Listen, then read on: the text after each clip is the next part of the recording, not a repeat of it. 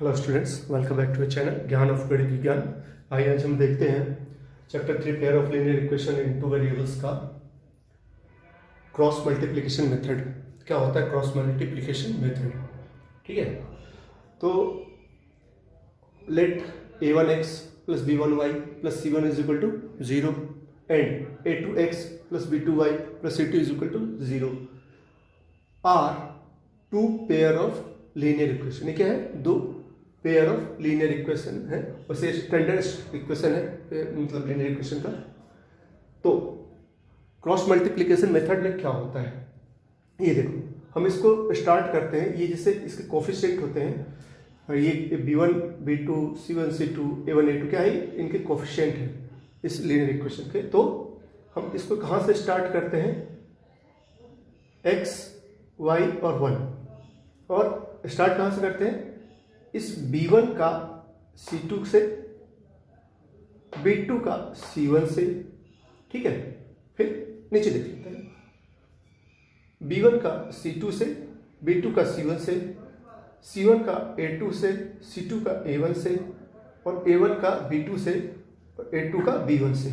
क्या होता है? मल्टीप्लाई होता है और सब्ट्रैक्शन होता है। देखिए, the arrow between the two constant indicate that they are to be multiplied. दो कांस्टेंट के बीच में एरो क्या इंडिकेट कर रहा है? कि they are to be multiplied and the second product is to be subtracted from first. और जो सेकेंड प्रोडक्ट होगा, सेकेंड प्रोडक्ट मतलब कि ये क्या होगा? ये पहला प्रोडक्ट हो गया b1 और c2 का प्रोडक्ट। ठीक है, और सेकेंड प्रोडक्ट क्या होगा? b2 c1। तो b2 second product is to be subtracted from first.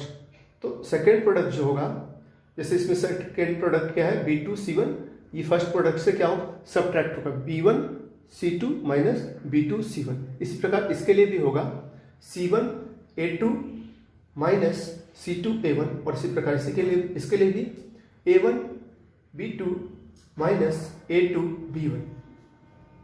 अब आइए देखते हैं। तो x अपॉन, देखिए b1 c2 minus b2 c1 is equal to b1,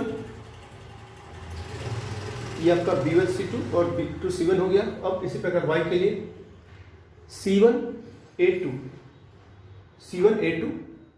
minus c2 a1, और इसी प्रकार 1 के लिए a1 b2 minus a2 b1, जो कि मैंने यहाँ लिखा था, the arrow between the two constant indicates that they are to be multiplied and second product is to be subtracted from first.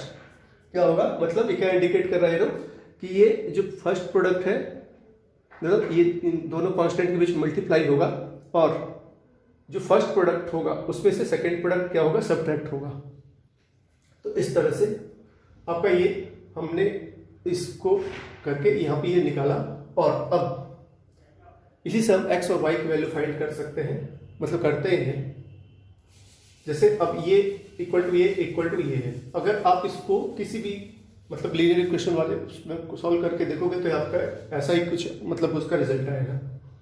तो अब हम इसको ऐसा भी लिख सकते हैं, x upon b1 c2 minus b2 c1 is equal to, हमने 1 ये लेंगे 1 upon a1 b2 minus a2 b1। अब आगे अगर हम इसको सॉल्व करें तो ये इधर जाके इसके न्यूमरेटर में चला जाएगा। तो न्यूमरेटर में जाएगा तो x is equal to b1 a2 minus b2 c1 upon a1 b2 minus a2 b1। और इसी प्रकार y के लिए y is equal to c1 a2 minus c2 a1 is equal to 1 upon a1 b2 minus a2 b1। तो y is equal to, ये भी इसके numerator में चला जाएगा तो क्या हो जाएगा? c1 a2 minus c2 a1 upon a1 b2 minus a2 b1। तो इस तरह से x और y की वैल्यू इससे आप फाइंड कर सकते हैं। तो ये आपका क्रॉस मल्टीप्लिकेशन मेथड कहलाता है। क्यों क्रॉस मल्टीप्लिकेशन मेथड?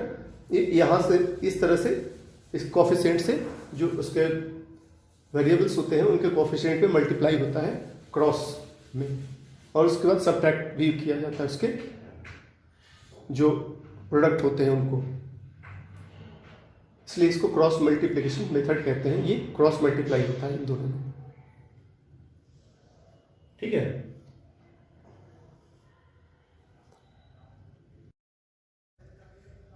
इसके अलावा आइए हम थोड़ा सा रिकॉल कर लेते हैं कि अगर a1x plus b1y plus c1 is equal to 0, a2x plus b2y plus c2 is equal to 0 are two pair of linear equation. तो अभी हमने पिछले एक्सरसाइज में हमने पढ़ा था क्या कि if a1 upon a2 is not is equal to b1 upon b2 तो क्या होता है, उसका यूनिक सॉल्यूशन होता है। And second a1 upon a2 is equal to b1 upon b2 is equal to c1 upon c2 तो क्या होगा, उसका इनफाइनाइट मैनी सॉल्यूशन होगा, इनफाइनाइट मैनी सॉल्यूशन।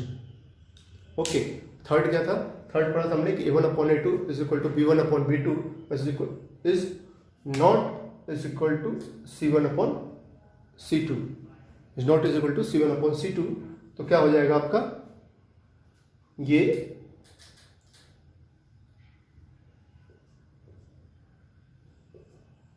तो क्या हो जाएगा, ये आपका नो सॉल्यूशन।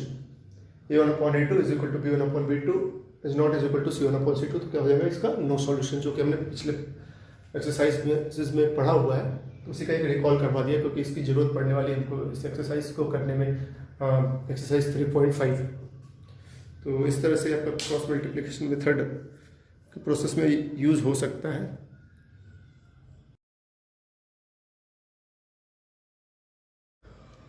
आइए अब हम एग्जांपल नंबर 14 जो है क्रॉस मल्टीप्लिकेशन मेथड से सॉल्व करके उसको समझते हैं।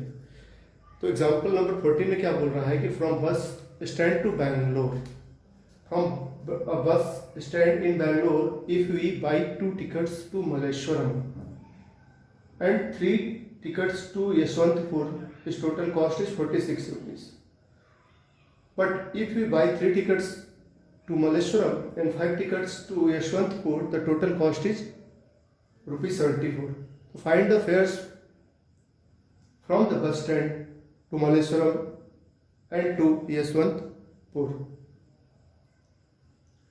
So what it is saying in question कि बैंगलोर के किसी बस स्टैंड में अगर हम 2 टिकट मल्लेश्वरम की और 3 टिकट यशवंतपुर की लेते हैं तो टोटल कॉस्ट कितना आता है, 46 रुपीज। ठीक है, और अगर हम 3 टिकट मल्लेश्वरम और 5 टिकट यशवंतपुर की ले तो टोटल कॉस्ट आता है 74 रुपीज। तो बस का किराया जो है वो बैंगलोर के बस स्टैंड से मल्लेश्वरम और यशवंतपुर तक फाइंड कीजिए। तो आइए सॉल्व करते हैं। So let x be the fare of bus from bus stand of Bangalore to Malleswaram.